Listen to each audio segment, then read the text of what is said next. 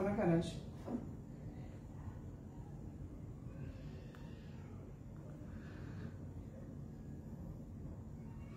Boa noite, amigos, amigas. Vou aguardar que alguém me diga aí como estamos nós de imagem e de sonoridade, né?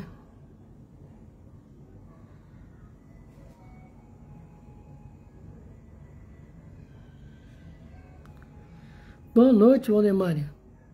Tudo bem contigo? Que Deus te abençoe. Como estamos aqui de sonoridade e de imagem?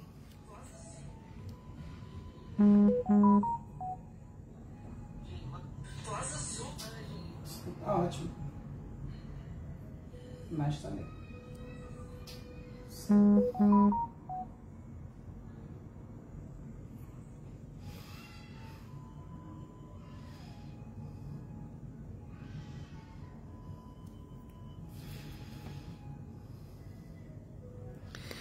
Boa noite, Mauro.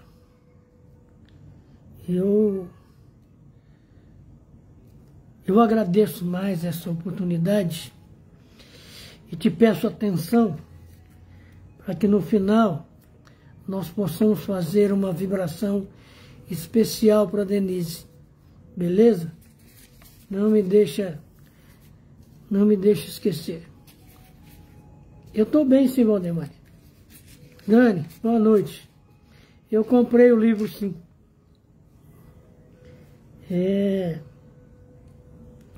Hoje nós vamos falar ainda uma vez sobre mediunidade, mas ao nível, né, no patamar de compromisso e responsabilidade. Edna, boa noite. Tudo bem contigo? Vinícius, meu querido, meu bebeco querido, tudo bem?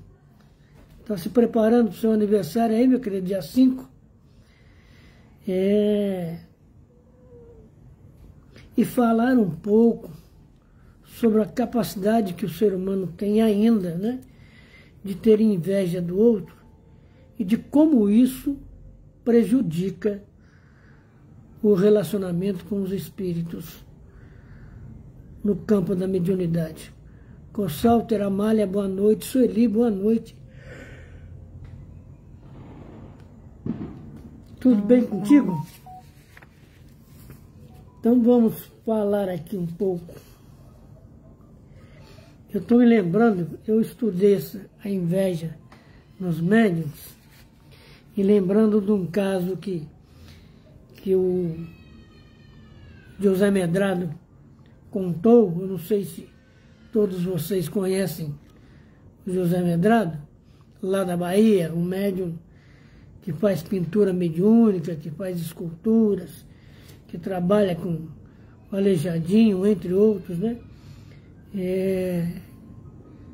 E ele, num determinado momento da vida dele, ele tinha que preparar todas as tintas, os instrumentos, os pincéis, essa coisa toda. Boa noite, Letícia. Para fazer o trabalho à noite, né? E Eliseu, boa noite. E percebeu que ele não tinha uma tinta azul da Prússia. E aí ele ficou pensativo e o espírito guia dele, Toulouse-Lautrec, simplesmente Toulouse-Lautrec, disse para ele: você vai em tal loja que lá, em determinada prateleira, tem um tubo de tinta lá. Ele foi para lá todo feliz, né? Para a gente observar de como a gente não pode vacilar no campo da mediunidade. Benedito, Aparecida, boa noite. E ele foi lá na loja, perguntou da tinta, e o atendente já disse de pronto: não, essa aí nós não temos, não. Já acabou. E fizemos pedido para o fornecedor não entregou ainda. Aí ele, todo pomposo, falou: não, você vai lá em tal prateleira, que lá no fundinho lá tem um um tubo ainda. Intrigado, o atendente foi até lá e achou o tubo de tinta. Voltou e perguntou para ele, mas como é que você sabia que tinha essa tinta lá? Ele falou, ó, eu sou eu, o jacaré é um bicho. Coisas assim, né? Boa noite, Silvana, tudo bem? Berivânia, boa noite. Marlene, Roseli, boa noite a todas vocês. Ele falou, eu sei porque eu sei. Pagou a tinta e foi embora. Voltou para casa. Ele ia fazer uma apresentação que ia começar por volta de 20 horas da noite. E foi lá para casa espírita que ele tinha que fazer o trabalho, né? Chegou lá e aquela apresentação, aquelas conversas, deu 8 horas, se preparou, e deu 8h30 e nada do Toulouse. 9 horas e nada do Toulouse aparecer. 9h30, nada do Toulouse. Zezé Duarte, boa noite. Lourdes, boa noite. E 10 horas da noite, Toulouse não se apresentou. Aí, ele constrangido, pediu desculpa, encerrou e disse que ia procurar saber o que tinha acontecido e marcar um novo trabalho. Jorge Carvalho, boa noite. E foi para casa. Chegou em casa, pensativo, não sentia a presença do Toulouse de maneira nenhuma. 2 horas da manhã o Toulouse acordou ele. Ele falou, caramba, agora que você veio me aparecer, a gente tinha todo aquele trabalho para fazer. O Toulouse respondeu para ele, por que você não fez sozinho? Você não é o bambambam? Você não sabia onde tinha tinta? Você esqueceu que você tem que respeitar quem te oferece recursos? Observa para nós um exemplo, Zezé Duarte, Alcione Monteiro, boa noite. Como é importante que a gente saiba de cada detalhe. Toulouse fez teve esse comportamento simplesmente para mostrar para ele, Medrado, que a banda não toca de acordo com as partituras dele, né? E era preciso, Calu, boa noite, era preciso que ele já tivesse entendido disso há muito tempo, né?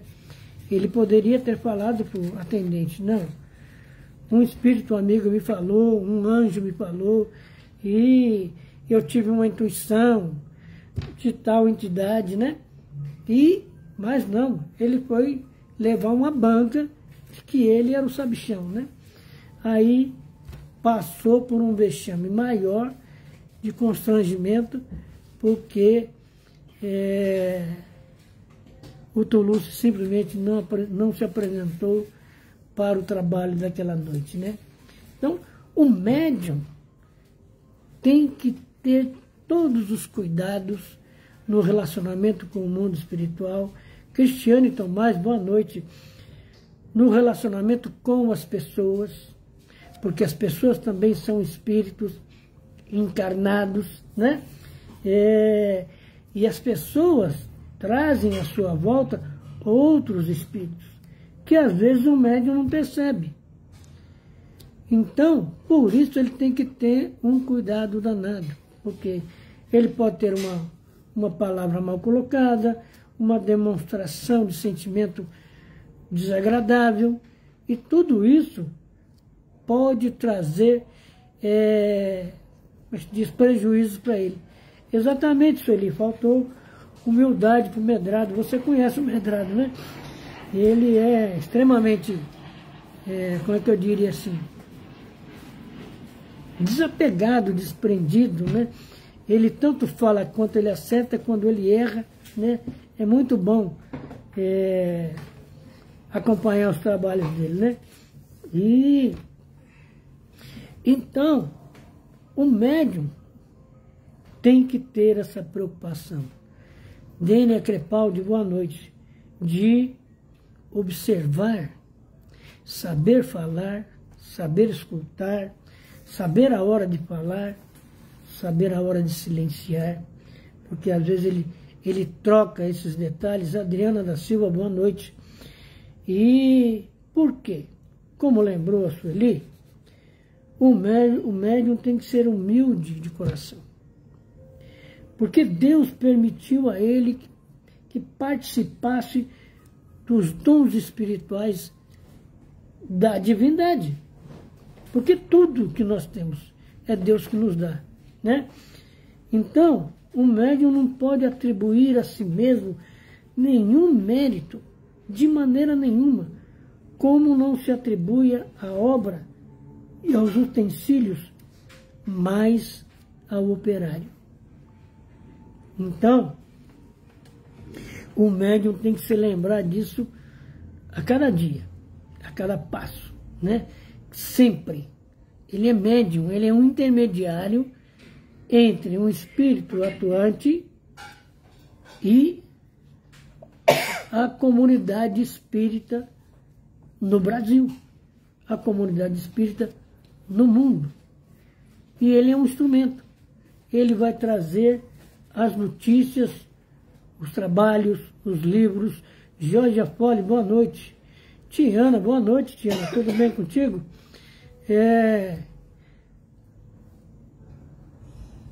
Ele sempre vai ser um instrumento. Ele não é autor de nada, né? Nós pegamos um livro, tá lá, Nosso Lar. Autor André Luiz, médium Chico Xavier.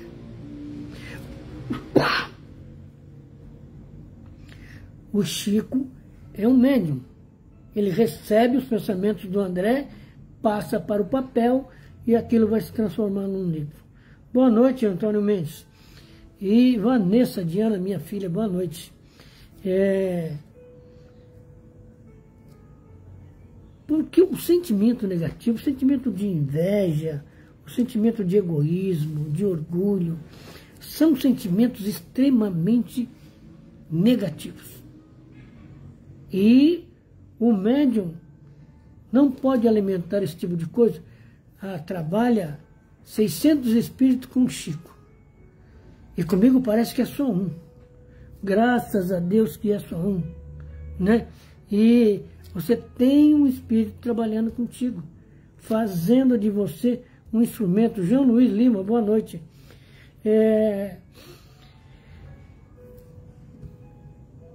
Porque na nossa envergadura espiritual, na nossa tarefa espiritual, tudo é previamente programado, planejado.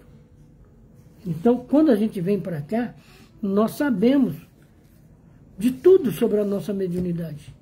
Em que período que ela vai explodir, os efeitos que ela vai nos trazer, quais são os comportamentos que nós temos que ter para alcançarmos o equilíbrio e a harmonia, para realmente realizarmos o trabalho.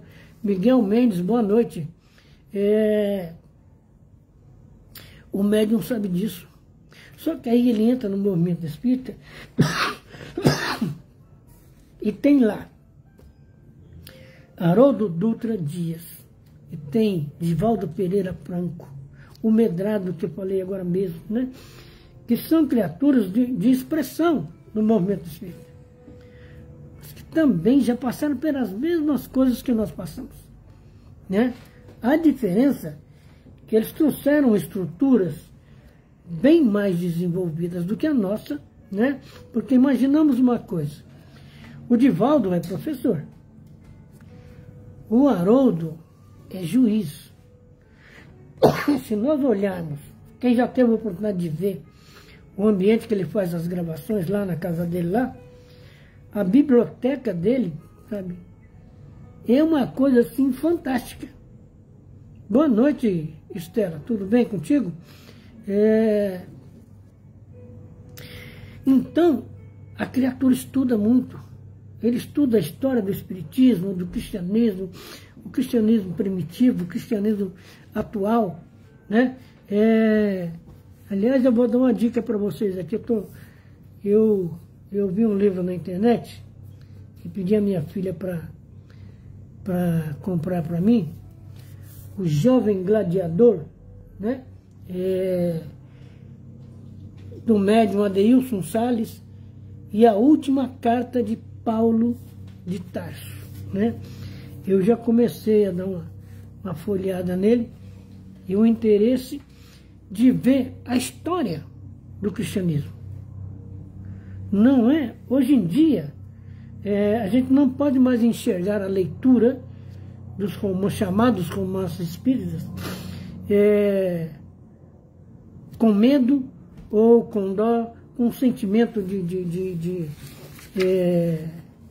piedade por aquilo que a gente está lendo, né? Mas com a visão histórica. Quando a gente pega O Jovem Gladiador, nós vamos ver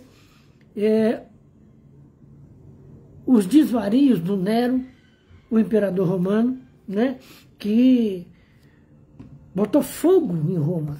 Depois ele culpou os cristãos, porque ficou cômodo para ele, né?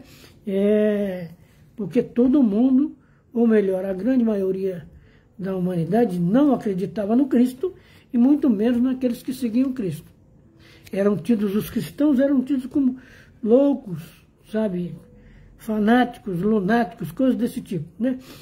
Então, quando estavam em Roma, as autoridades mandavam prender e jogar aos leões, né? E nós vemos nesses livros a história da evolução da humanidade. Então, é importante, ao invés de ficarmos olhando só as dores e sofrimentos, que se nós olharmos para o nosso mundão de hoje, né, nós temos muitas dores e sofrimentos. Haja vista a pandemia que nós passamos aí agora em 2020 até 2022, que já tem muitos boatos por aí, eu não sei exatamente se são boatos, mas lembranças de que ela pode voltar e acontecer tudo de novo, né? O que nos leva a uma contenção de comportamento, de conduta, né? Mas voltando para a questão da mediunidade. Um médium, por exemplo,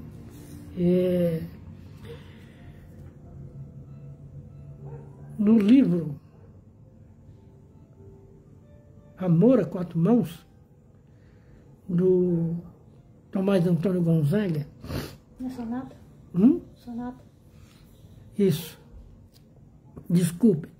Sonata de Amor a Quatro Mãos, né? Do Tomás Antônio Gonzaga. Nesse livro, nós temos poesias feitas com trigonometria, com cálculos matemáticos, sabe? Lembrando, inclusive, o homem que calculava. Então, espiritismo é cultura. Mas quando a gente lê, nós temos que prestar atenção àquilo que o espírito está demonstrando. E o médium tem que estar atento a isso, né? Lembrar, por exemplo, que o Chico teve 2 anos de aula do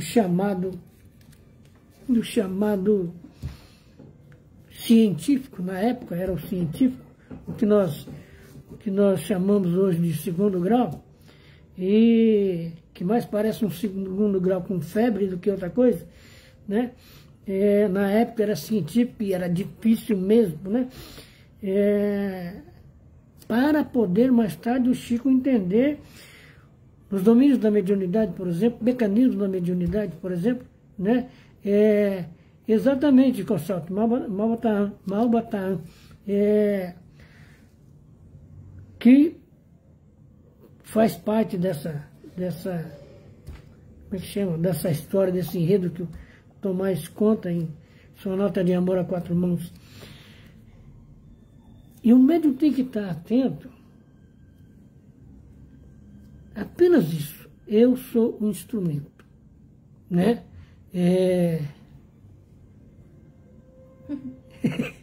Essa voz que ajuda-me aqui do lado chama-se Vanessa Diana da Silva, a minha filha caçula, Você pode adorá-la, tranquilo. Que Deus te abençoe, irmão. O médium é a caneta. A mão que escreve, o pensamento é do espírito. Todas as informações, o conhecimento é do espírito. Qual é o motivo para orgulho?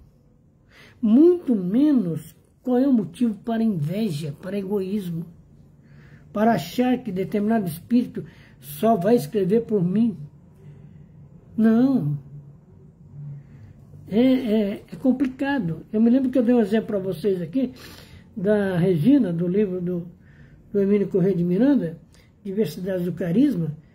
Quando ela escreve a primeira poesia de Alta de Souza, o dirigente rejeitou. Agora, será que o dirigente tem cultura suficiente para saber o estilo, né, da Alta de Souza? Né? Reiki tem a ver com mediunidade? Minha querida amiga Regina, eu vou deixar essa resposta para o Mauro, porque o Mauro faz reiki. Eu espero que o Mauro me ajude e me tire desse mau lençol aqui, hein, Mauro? E o médium, então,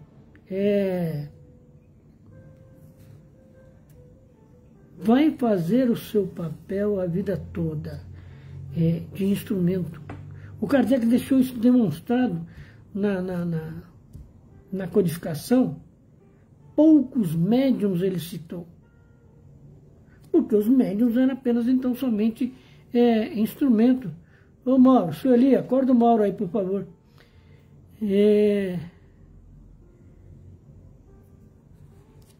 Então, veja bem,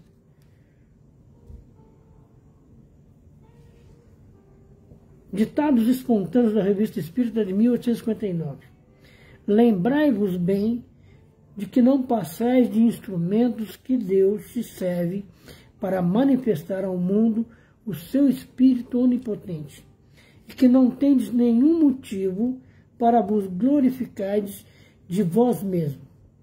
Há tantos médiuns que se tornam vãos, em vez de humildes, à medida que seus dons se desenvolvem.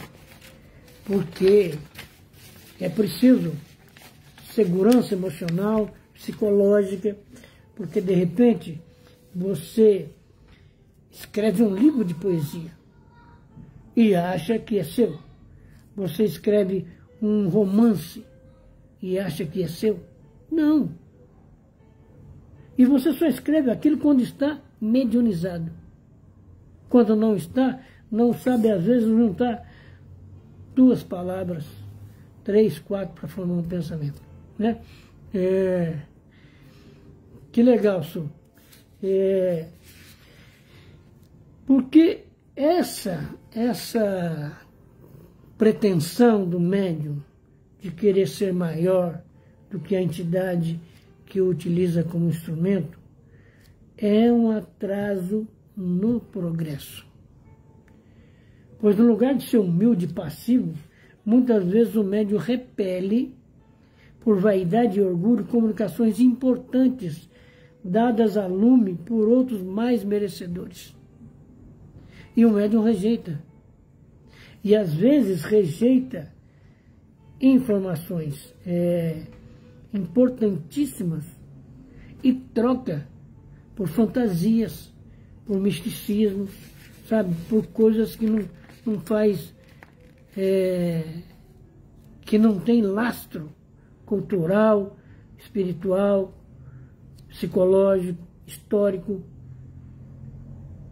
Eu sou reikiano e me favoreceu em muito nas manifestações mediúnicas. A partir de então tive experiências mais elevadas. Tem espíritos que se identificam que essa tarefa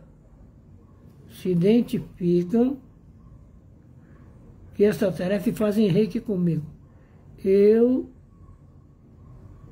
demorei porque estava escrevendo. Tá bom, que bom.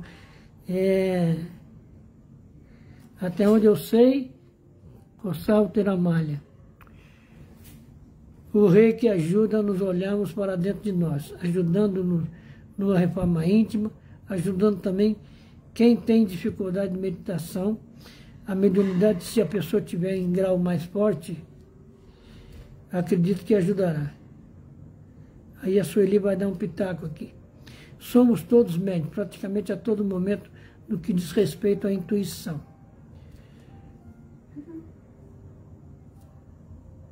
Creio que no reiki sempre teremos o auxílio de espiritualidade.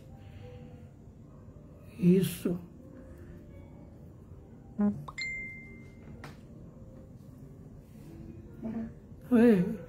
Eu posso ler isso aqui, Sueli? Estela? Sueli Chances, eu já tinha percebido quão especial a Vanessa Diana é. Tanto que logo que a vi aqui, pedi para que fosse minha amiga. E para minha alegria ela aceitou. Não precisamos estar perto para sentirmos as boas vibrações que algumas pessoas emanam. Não é mesmo? É isso então. O reiki é uma ferramenta que eleva o ser, né? Então, aí, alguém também tem aqui que adora a voz que me ajuda. Que bom. Ela está aqui, toda emocionada aqui com os elogios de vocês. Mas vamos continuar com o médium. Então, a inveja, o egoísmo, o orgulho, significa um atraso. Por que significa um atraso? Porque espíritos sérios, cultos, bem-intencionados, vão se afastar, dando vez a espíritos bisbilhoteiros, a espíritos enganadores, né? É onde surge um monte de informações místicas, às vezes até de livros, sabe? Que não suportam meia hora de análise doutrinária, né? Então é importante que o médium tenha compromisso e responsabilidade com a tarefa. Não importa se a sua tarefa é dar passe apenas, porque parece que é apenas, mas para e pensa nesse apenas. Você está transmitindo energias para pessoas com dificuldade, às vezes, de harmonia espiritual, outras com problemas até de saúde física, outras com desarmonia mental. Então, o médium está atuando como instrumento de espíritos que encampam, vamos dizer assim, a área da psicologia, a área até da pedagogia, sabe, a pedagogia espírita, né? Por que achar que o seu trabalho é pequeno? Você dá um passe, a pessoa entra em harmonia. Você dá um passe, a pessoa relaxa, se recupera, né? E vai para casa em, como é que eu digo assim, em condições mais leves, né? Que bom, Mauro, que você coloca isso aí, né? Que realmente o reiki não é uma prática espírita. Bom deixar claro. É uma prática reconhecida pela Organização Mundial de Saúde como prática de cura alternativa, né? Que bom. Eu acredito que conseguimos, aliás, vocês conseguiram dar a resposta para a pessoa que perguntou lá, que agora já me fugiu aqui. Estela? Estela, né? Boa noite, Darlene. Então, o médium tem, voltando à nossa conversa aqui, que estar atento. Porque Deus não considera a posição material de uma pessoa para lhe conferir o espírito de santidade. Bem longe disso. já que muitas vezes exalta os humildes entre os humildes, para os dotar com as maiores faculdades, a fim de que o mundo veja bem que não é o homem, mas o Espírito de Deus pelo homem que faz milagres. Observa bem, o Espírito de Deus pelo homem que faz milagres. Então, se o Espírito deixar de atuar, um médium paralisou. Como nós vimos no caso que eu contei, como é que o Medrado ia resolver? Ele ia inventar? Ele não sabe fazer pintura por conta própria. Com a rapidez que o Aleijadinho faz, que o próprio Toulouse faz, e outros espíritos, e a questão de fazer todas aquelas misturas de tinta, jogando como se fosse tudo aleatório e tirar daquilo uma imagem.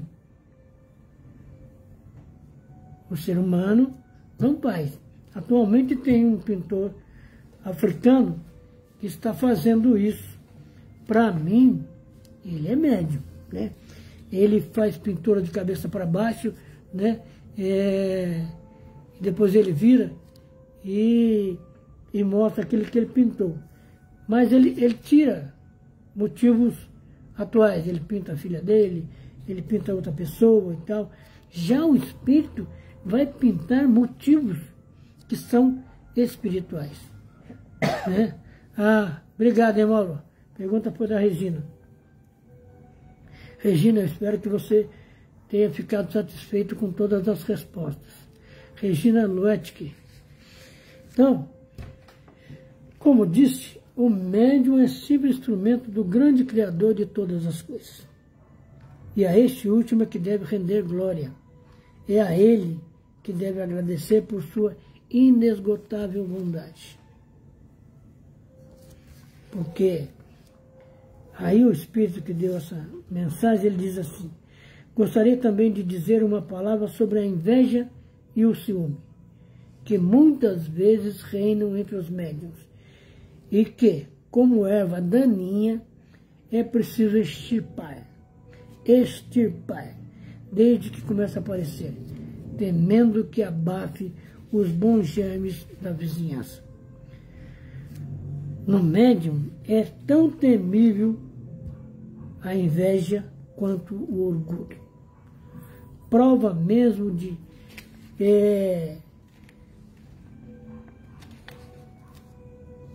necessidade de humildade. Quando nós deparamos com um médium orgulhoso, na verdade ele tem necessidade de humildade. Porque se o Espírito parar de atuar sobre ele, ele não faz nada. Só que ele não percebeu isso ainda. Correndo o risco de que o seu protetor espiritual se afaste e o deixe na mão de espíritos brincalhões, né? E o Espírito diz ainda mais assim: direi mesmo que denota falta de senso comum. Não é mostrando inveja dos dons do vizinho que recebereis dons semelhantes. Porquanto, se Deus dá muito a uns e pouco a outros, ficais certos de que, assim agindo, tem um motivo bem fundado.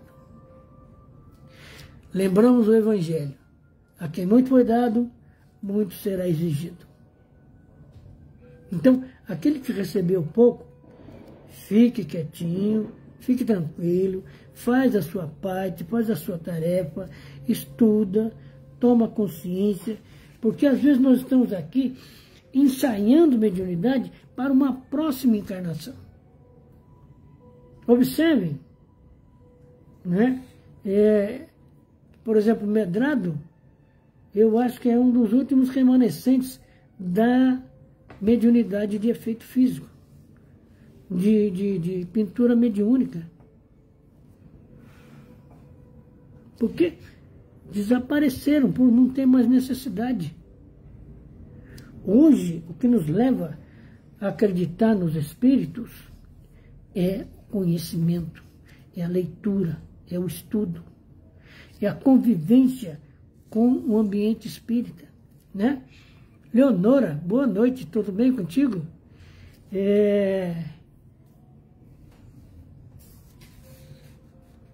Não tem de quê, Regina. Nós também estamos aprendendo aqui, né? Então, os esclarecimentos servindo para nós. E é bom que na retaguarda nós temos pessoas que conhecem a questão do reiki, né?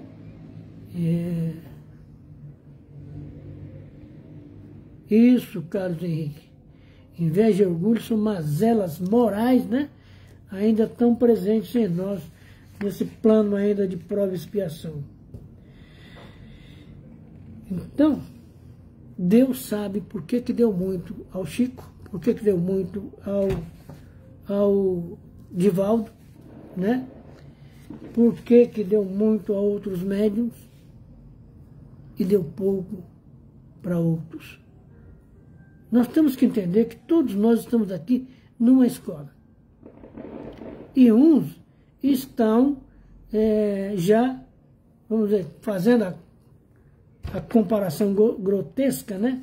Estão na faculdade.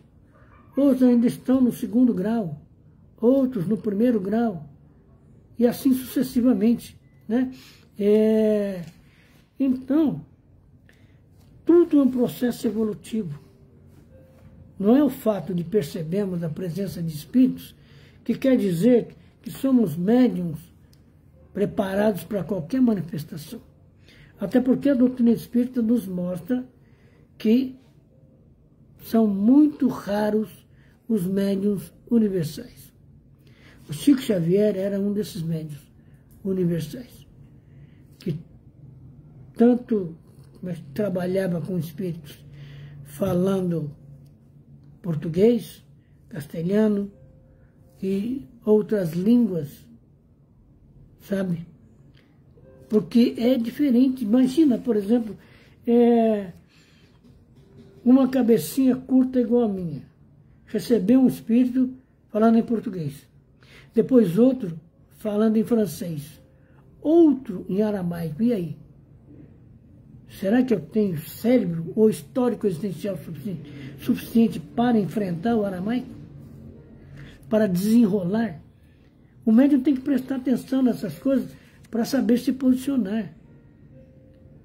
E aquilo que Deus deu, sendo pouco ou muito, nós temos que agradecer e muito. Porque Deus está dando alguma coisa para a gente, né? Seria ruim se Ele não estivesse dando nada para a gente, né? Então, aqui, a inveja exaspera o coração, abafa os nossos melhores sentimentos. A inveja, na verdade, é um inimigo que só se poderia evitar com muito cuidado, pois não dá nenhuma trégua uma vez que se apoderou de nós.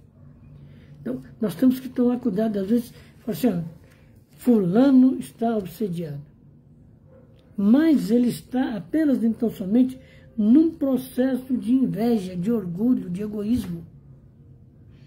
Às vezes não é nem um espírito que está atuando sobre ele, é ele mesmo com a sua conduta de vaidade, porque quer alcançar os píncaros, né, os pontos mais altos do movimento espírita.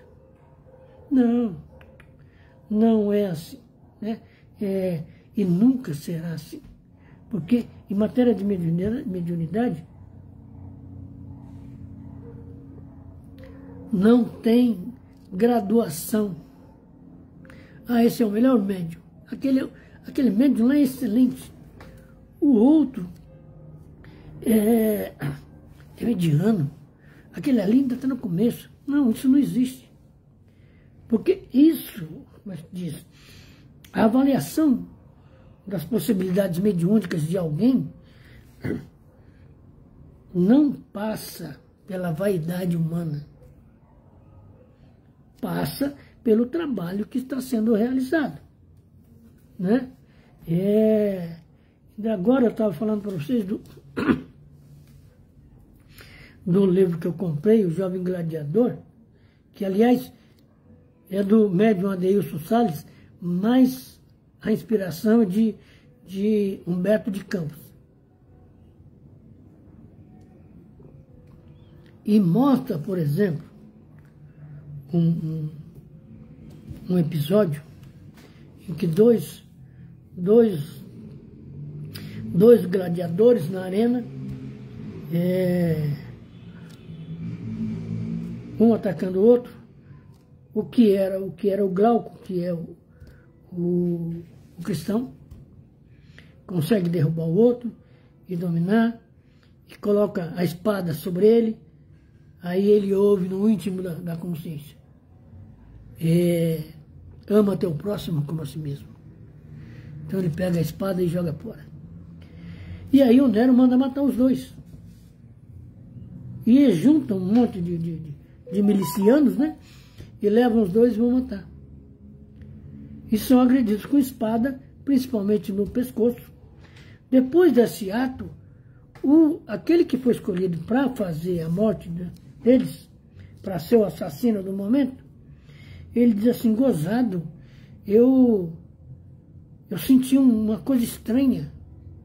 O chefe daquele grupo falou: como assim coisa estranha? Olha, eu senti que tinha uma força que diminuía a minha força. E sabe o que aconteceu? A espadada que ele deu não matou nenhum dos dois. Feriu, mas não matou. Então tinha realmente uma força atuando para que nenhum dos dois morresse. Nem o gladiador, que era, vamos dizer assim, cupincha do Nero, e tinha matado muita gente, e nem o Glauco, que o Glauco tinha uma missão que depois eu conto para vocês, tá bom? Agora, vamos continuar com a mediunidade aqui. Mas observa que, quando os cristãos estão lá na arena sendo assassinados pelos leões, o leão, as onças, seja lá que bicho estivesse lá, estava comendo só corpo. Os espíritos daqueles corpos estavam sendo amparados por espíritos socorristas. Só que se nós tivéssemos olho para ver isso, não faríamos um monte de coisas que nós fazemos, né? Carlos Henrique: a obsessão nem sempre significa a atuação de outra inteligência ou espírito para prejudicar alguém, mas pode igualmente significar a insistência de uma pessoa em manter-se no mesmo padrão mental. Ideia fixa, que forma um circuito fechado das auto-obsessões. Exatamente isso, Carlos. É por isso que um dirigente espírita tem que ter bastante conhecimento doutrinário. Porque não pode simplesmente, porque uma pessoa está desorganizada psiquicamente, psicologicamente, emocionalmente, determinar: você está obsedado. Tem um espírito obsediando. Não pode, ele tem que analisar. Ele tem que fazer aquela pessoa passar por vários, como é que diz, por um tratamento, a fim de descobrir exatamente o que está acontecendo, né? Para então descrever um tratamento para aquilo. Um bom médium é a soma de uma mediunidade um pouco desenvolvida, de disciplina, de estudo, trabalho árduo, abnegação e amor ao próximo, né? E muita fé em Deus, né, irmão? Que Deus nos ajude sempre, né? Então,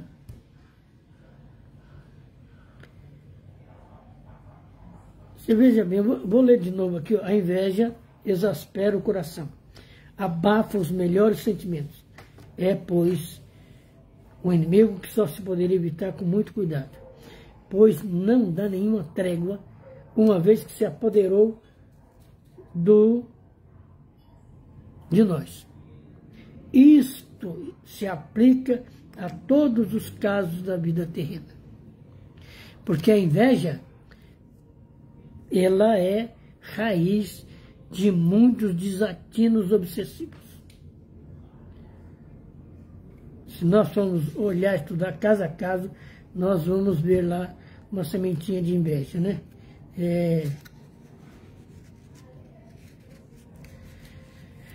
Mas, entre os médiuns, é tão ridícula quanto desprezível e infundada, é que prova quão fraco é o homem quando se deixa escravizar pelas paixões, né? Porque a vaidade acaba se transformando numa paixão.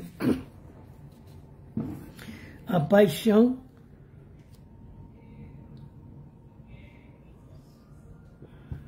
em querer ser o melhor, né? Então, vejamos a opinião de Allan Kardec, né, sobre a questão da inveja. A inveja, diz ele, parece inerente ao estado sonambúlico, por uma causa difícil de ser compreendida e que os próprios sonâmbulos não podem explicar.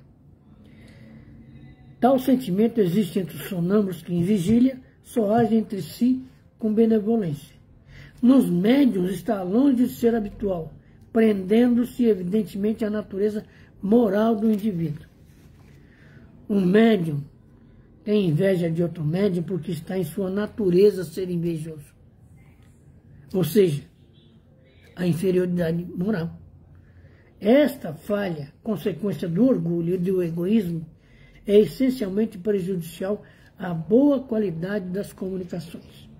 Ao passo que o sonâmbulo mais invejoso pode ser muito lúcido, o que se concebe facilmente, né?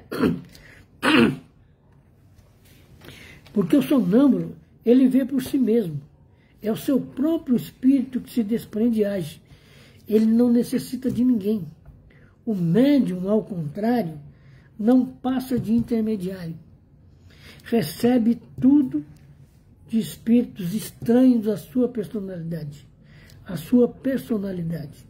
E está muito menos em jogo do que o do sonâmbulo, né?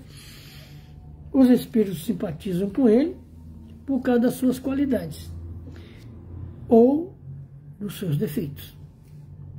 Olha o caminho.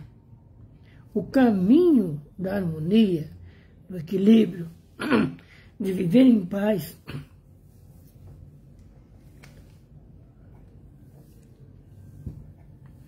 é perceber que os espíritos se ligam a nós por nossas qualidades morais ou pelos nossos defeitos. Ora, os defeitos mais antipáticos aos espíritos bons são o orgulho, o egoísmo e a inveja. Então, espírito bom não vai lidar com o médium orgulhoso, com o médium invejoso, com o médium egoísta. Nós temos que entender isso, sabe, de uma maneira bastante intensa, né?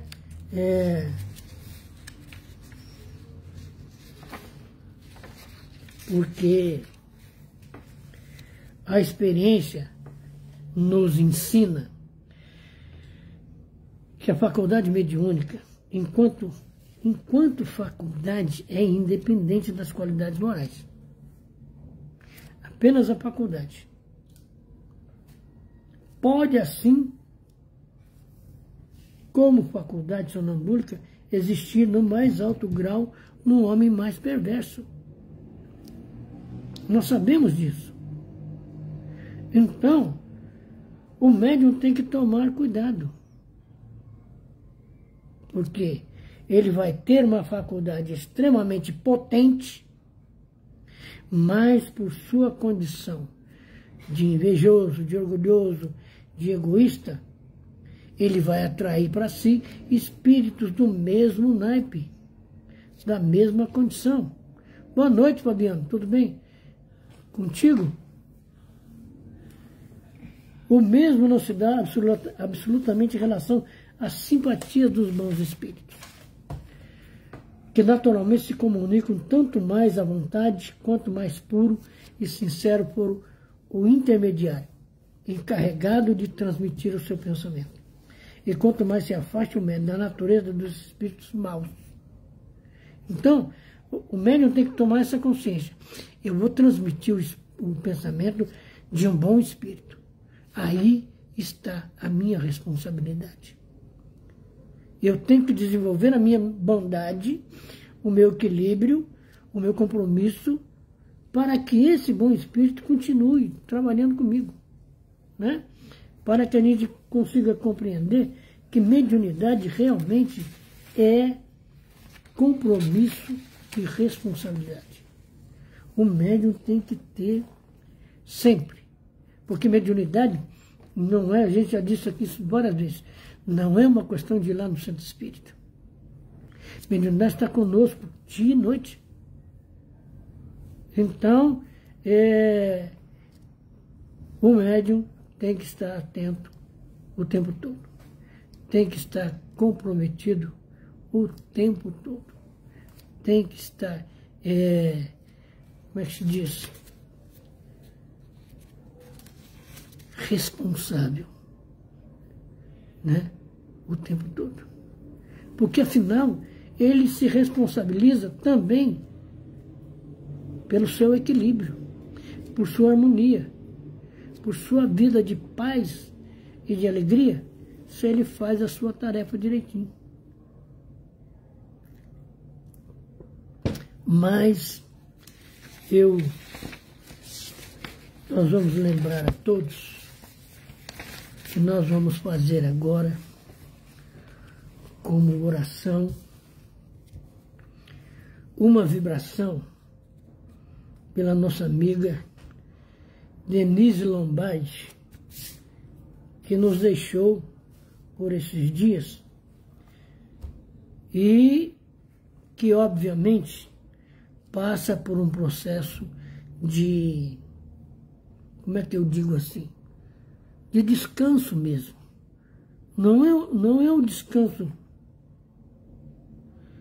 Valdemar é esse médico com costume de beber, ele já está longe do seu protetor espiritual, viu?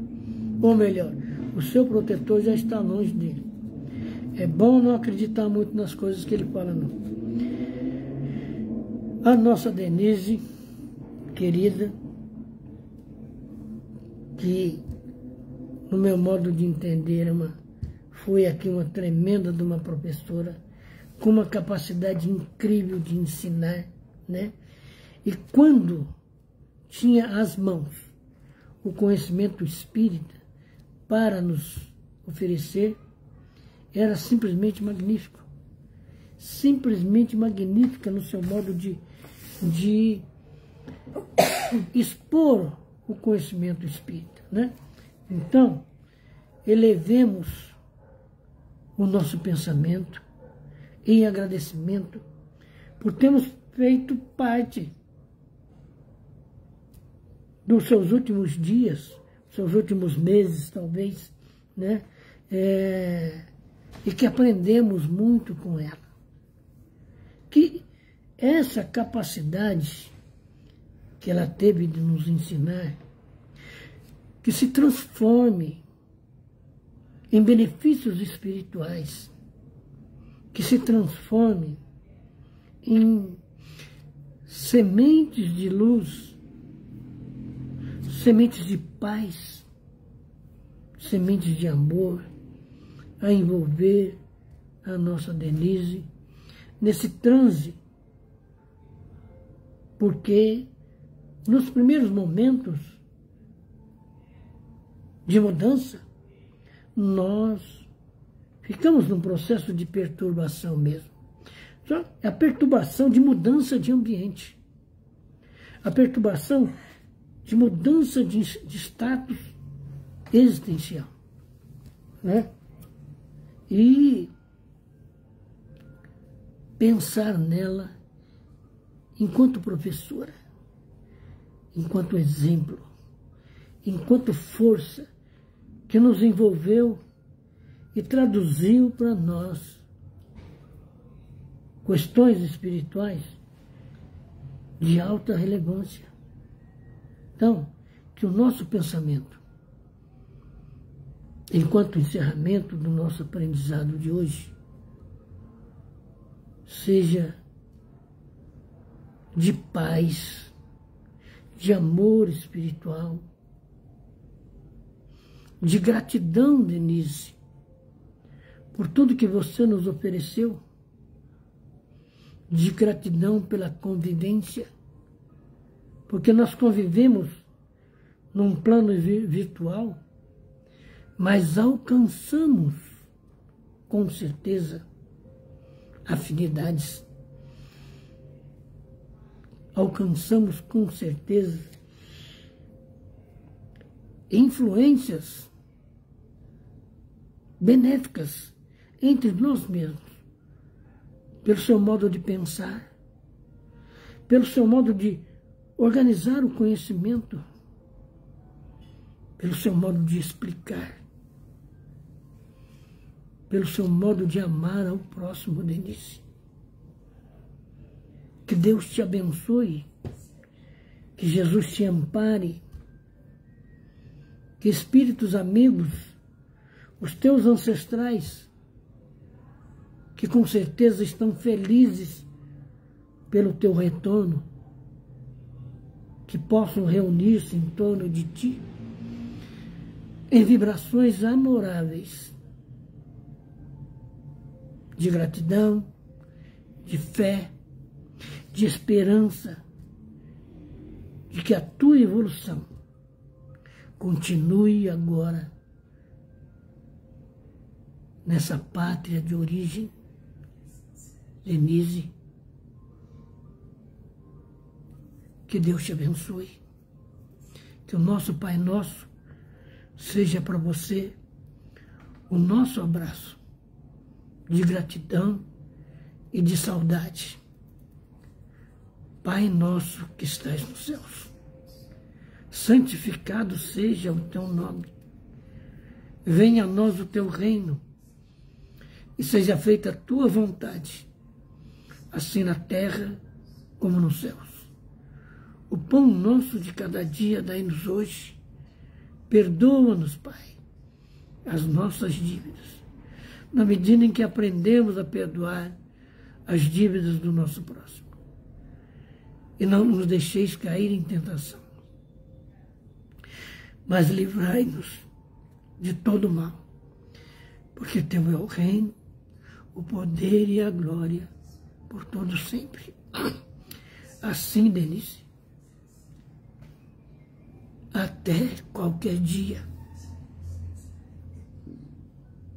e que consigamos nós, ao longo desse tempo em que aguardaremos o reencontro, consigamos glorificar, fortalecer, enriquecer a nossa amizade espiritual.